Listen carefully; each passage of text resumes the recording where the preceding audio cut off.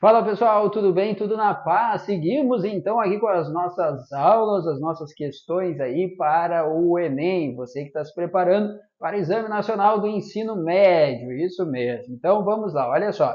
Pessoal, seguimos então ainda trabalhando com a competência de número 1. Então, olha só, eu sempre vou trazer isso aqui para vocês antes das nossas questões para que você consiga identificar também a competência e a habilidade que nós estamos trabalhando nas questões. Então, ó, seguimos na competência de número 1, competência de número 1 que trabalha aqui, né, pessoal? Vamos lá. Ó, com a parte de aplicar as tecnologias da comunicação e da informação na escola, no trabalho e em outros contextos relevantes da sua vida, tá? Então, aí aqui ó, nós temos, quando a gente fala em vida, já vimos isso aqui, esse slide eu já trabalhei com vocês antes, porque, de novo, nós estamos na competência 1, né? Então, falou de vida, está falando de textos do teu cotidiano, tecnologia e comunicação, né? Seja da informação, gêneros textuais, tecnologia, alguns gêneros textuais, falando aqui de sistemas da comunicação, tá? Não vou repetir tudo isso aqui porque nós já trabalhamos, é só para você ter uma ideia que nós ainda estamos na competência 1. Lembra que a competência 1 trabalha com todas essas habilidades. Aqui dentro da competência de número 1, nós temos a habilidade 1, 2, 3 e 4, que vão trazer, né, a parte de identificar diferentes linguagens e seus recursos expressivos, reconhecer os conhecimentos, né, sobre as linguagens dos sistemas de comunicação, relacionar informações geradas nesse sistema de comunicação e reconhecer posições críticas aos usos sociais. Ou seja, né, quais são as perguntinhas que nós vamos fazer aqui, ó, sempre para identificá-los, tá? Principalmente em tipo de texto e gênero textual, que é a parte mais importante aqui, tá? Ó, o que faz um texto pertencer a um determinado gênero ou outro? Então, o que faz um gênero ser? Vamos lá, uma resenha, uma sinopse, tá? Um texto dissertativo, argumentativo, tá? Que problemática social esse texto está ligado? Esse texto foi escrito para quê, né? Então, quem, o que, como e para quê, são aquelas perguntinhas básicas que nós fazemos, às vezes até para criar uma proposta de intervenção na conclusão de um texto lá na redação, a gente também faz uso aqui, tá? Nessa parte de questões de linguagem. E qual é a crítica que esse texto está fazendo? Tudo isso aqui são questões que a gente utiliza muito na identificação desses gêneros textuais, para justamente que a gente possa enxergar essas 4 habilidades que nós temos na competência de número 1, beleza? Então, já trabalhamos previamente 5 questões aqui dessa competência, seguimos então aqui mais uma questão, questão de número 6, lembrando que todas as questões são questões aqui do Enem, tá bom? Então, vamos lá, olha só, questão de número 6 diz assim, nós temos o texto 1 e o texto 2. Uma coisa que o prof já... Opa, só um minutinho. Uma coisa que o prof já trabalhou com vocês, já pedi essa atenção, é que nós temos... Isso aqui é um desenho clássico das questões dos itens do Enem, tá? Dos itens do Enem. Nós temos aqui um enunciado final, nós temos aqui as alternativas, que uma vai ser a correta e as outras serão aqui distratores, né? E nós temos aqui os textos motivadores, né? Os textos motivadores, não são textos motivacionais, tá? Não são coachings aqui, né? Não, são textos motivadores, tá? Bom, uma dica que eu dou é sempre começar pelo enunciado final, pelo comando da questão. Por quê? Porque você vai tirar uma ideia básica do que eles estão te questionando, por que não uma ideia básica do que trata o texto, tudo isso vai ser de extrema importância para que depois a gente possa resolver as nossas questões, tá? Então, olha só, apesar de abordarem o mesmo tema, os textos 1 e 2 diferenciam-se por pertencerem a gêneros que cumprem, respectivamente, a função social de. Então, tu dá uma olhada para o texto 1, dá uma olhada para o texto 2 e se pergunta assim, tá, para que serve esse texto? Para que serve uma reportagem? Para que serve uma tirinha? Para que serve uma crônica? Para que serve uma poesia? Enfim, você olha para aquele gênero e se pergunta, para que serve isso? Qual é a finalidade? Bom, se você analisar simplesmente, olha só, vamos pegar aqui, deixa eu pegar um marcador, vamos pegar até um marca-texto que é melhor, olha só. Se você pegar aqui, ó, Cascudo, LC, Dicionário do Folclore Brasileiro. Gente, para que serve um dicionário? Tá? Esquece que aqui está dizendo dicionário do folclore brasileiro. Um dicionário você já viu na vida, você já pegou, já manuseou. De repente você não manuseou, de repente você é de uma geração já digamos assim, moderna, mais contemporânea que a minha, tá? De repente a minha geração é aquela geração, a última geração que usava ainda dicionário ali, né, à mão, folheando, aquela coisa, riscando e tal. De repente você pegou o dicionário tão somente digital. Não tem problema. Mas o que é um dicionário? O dicionário, quando eu vou ali, eu quero descobrir o sentido, o significado, a definição de uma palavra, eu pego um dicionário. Aí eu vou lá, né, na palavrinha e vai aparecer a definição. Alguns dicionários vão trazer sinônimos, antônimos, de repente alguns vão trazer exemplos. Os dicionários online hoje já trazem tudo isso, né? Mas a base de um dicionário é para trazer definições acerca de palavras, certo? Então, sabe que é para definir alguma coisa. Vamos ver se tem isso nas alternativas. Olha só, letra A, resumir, letra B, analisar, letra C, olha ali, definir, comentar e discutir. Gente, bom, aparentemente já está resolvida a questão, né? Mas vamos lá, vamos seguir. Olha só, o texto 2, por sua vez, a referência é disponível em diariodepernambuco.com.br, tá? Bom, Diário de Pernambuco tem cara de que isso aqui? Tá, de site ali, www, tudo bem, mas Diário, né, de Santa Catarina, Diário Gaúcho, né, Diário do Norte, Diário de Pernambuco, o que tem cara disso? Tem cara de jornal, não tem? Tem, né? Tem cara de jornal, tá? E normalmente o jornal serve para quê? Para que as pessoas leem um jornal? Ah, para elas ficarem mais bem informadas, né? Opa, falou a palavrinha-chave. Para elas ficarem mais bem informadas. Então, a finalidade básica de um jornal é justamente informar o leitor acerca de alguma coisa, ou de várias coisas que estão acontecendo no cotidiano dela, na cidade dela, no estado dela, no país dela, no mundo, por que não? Mas a ideia é informar. Então, olha só que interessante, eu só fiz a leitura das referências dos dois textos. Eu não fiz a leitura dos dois textos, eu fiz a leitura das referências. E olha que interessante, né? Aqui ele já me traz como segunda palavrinha-chave, informar. Ou seja, eu matei a questão, pessoal, sem fazer a leitura dos textos. Que negócio fantástico, né? Por isso que a gente trabalha isso com vocês.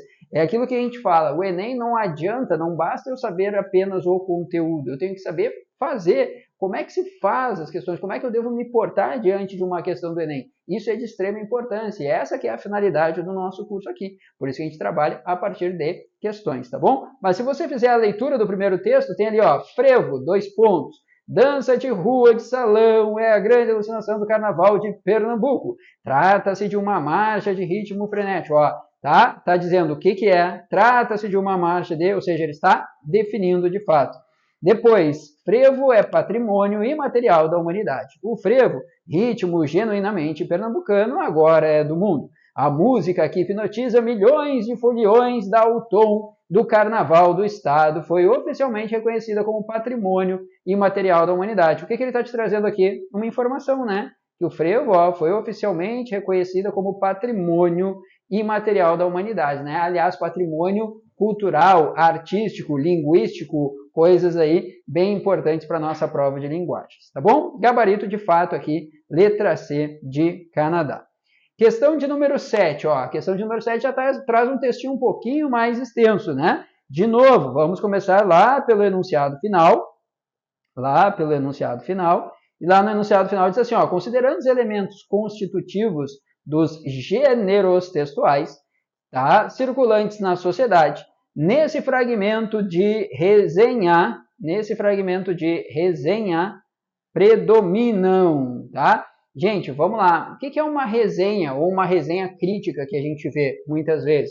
Pensa num filme, alguém está falando de um determinado filme, você está lendo uma resenha crítica acerca daquele filme. Normalmente é alguém que tem autoridade naquele assunto e que traz a sua opinião acerca daquilo ali. Então vamos imaginar um cara ali que é bambambam, nosso querido José Wilker, por exemplo, que é um dos caras, um dos maiores nomes, né, do nosso cinema e da telenovela, enfim, e ele era um crítico muito reconhecido de filmes. Não é à toa que quando, né, transmitiam a cerimônia do Oscar, muitas vezes o convidavam para ser o analista ali, o crítico, o especialista.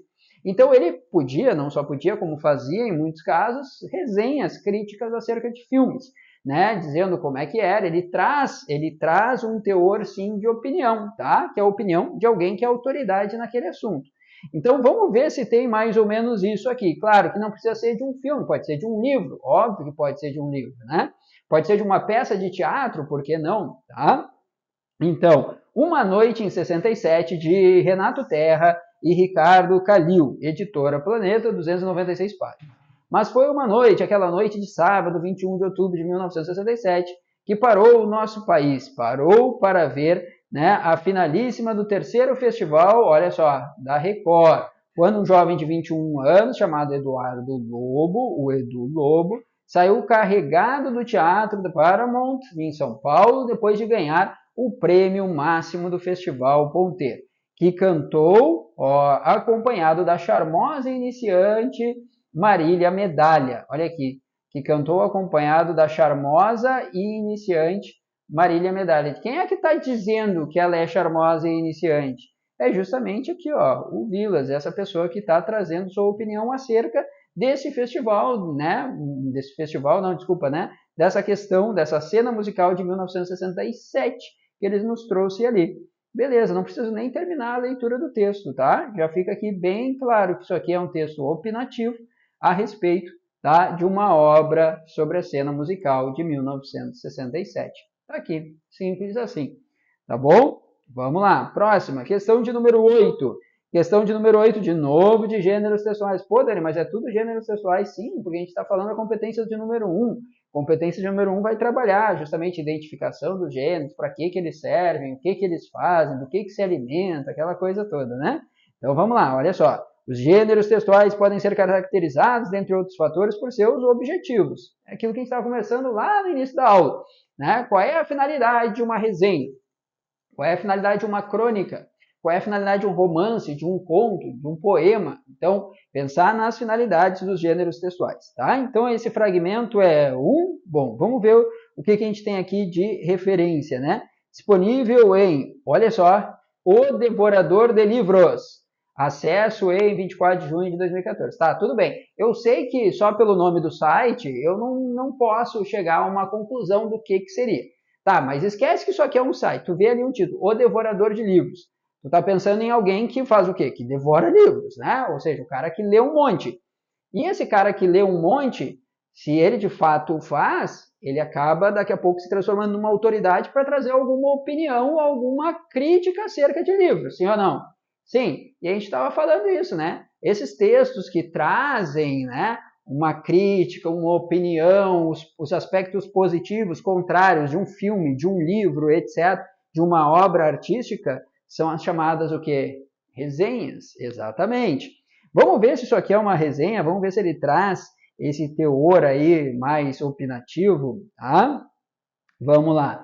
Ó, a trajetória de Liesel Meminger, desculpa a pronúncia, é contada por uma narradora mórbida, ó, surpreendentemente simpática. Quem é que está trazendo essa, ó, que ela é uma narradora mórbida e surpreendentemente simpática? É justamente o autor aqui desse texto. Ao perceber que a pequena lada de livros lhe escapa, a morte afeiçoa-se à menina e rastreia suas pegadas de 1939 a 1943.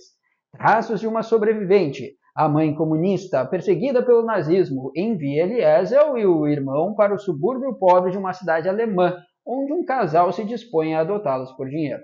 O garoto morre no trajeto e é enterrado por um coveiro que deixa cair um livro na neve. Tá percebendo que agora ele está contando, né? Então ele traz um teor opinativo ali e depois te conta um pouquinho da história, né? Do que se passa no livro, tá?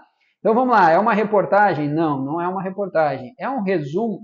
Olha, gente, não é um resumo porque ele não está te contando toda a história, né? Ele está falando um pouquinho acerca do que é e trazendo um valor opinativo para ele, coisa que o resumo normalmente não traz.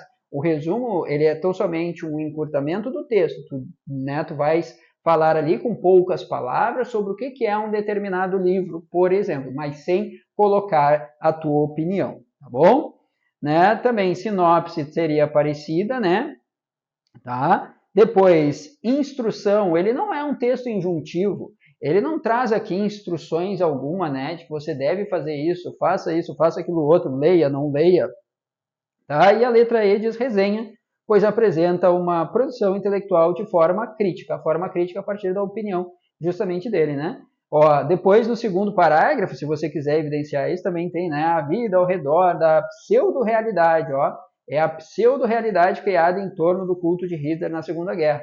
Quem é que está dizendo que é pseudo-realidade? É o autor aqui, ou seja, ele está trazendo uma opinião de uma maneira crítica, assim. Portanto, resenha, gabarito, letra E de Equador. Tá bom? Vamos lá, depois temos aqui o negócio, tá? O negócio, Dalton Trevisan, Mistérios de Curitiba. Bom, de novo, nossa referência. Se você conhece um pouquinho a história do Dalton Trevisan, já começa a ter algumas inclinações, né? Então, vamos lá. Olha só, gente, o que eu tenho aqui? Deixa eu só tirar, vamos pegar a canetinha. Quanto à abordagem do tema e aos seus recursos expressivos, essa crônica tem um caráter.